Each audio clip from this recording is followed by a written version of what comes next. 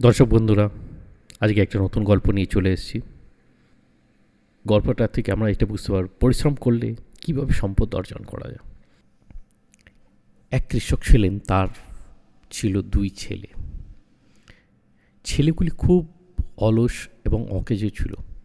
বাবাকে কাজে সাহায্য করার পরিবর্তে সে অলসতাভাবে ঘুরে বেড়াতো।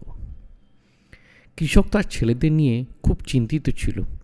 সে ভাবছিল, কৃষকের মৃত্যুর পর ছেলেদের কি হবে, এরা নিজেরা কিভাবে রোজগার করবে আর পরিবারের যত্ন নেবে। একদিন কৃষকের অবস্থা খুব গুরুতর হলো,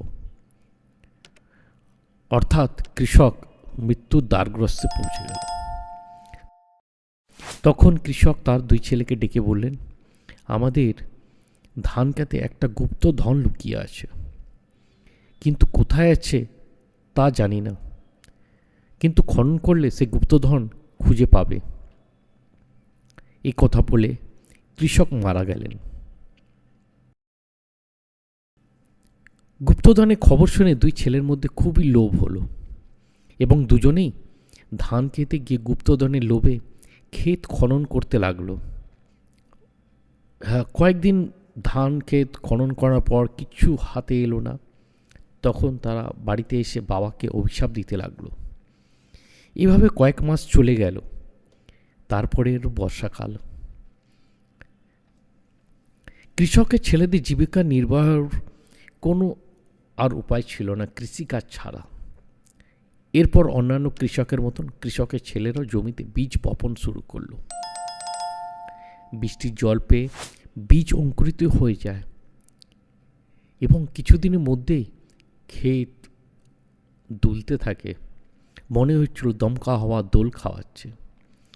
এটা দেখে কৃষকের ছেলেরা খুব খুশি হয়ে গেল। তারা বুঝলো যে পরিশ্রমই আসল সম্পদ এবং একইভাবে তারা বাবার কথা মূল্য বুঝে নিজেদের কাজে ব্যস্ত হয়ে পড়ল। বন্ধুরা, এই গল্প থেকে আমরা এইটাই শিক্ষা পেলাম, আমরা যতই পরিশ্রম করি তার ফল অবশ্যই ভালো হয়। তাই সবসময় পরিশ্রম করে যেতে হবে। হাতে হাত রেখে চললে পরে কিছুই হবে না। আজকের গল্প এখানেই শেষ হলো। আশা করি আপনাদের এই গল্পটি খুবই ভালো লেগেছে। আপনারা কমেন্টস দেবেন, সাবস্ক্রাইব করবেন আর পাশে থাকবেন। ধন্যবাদ।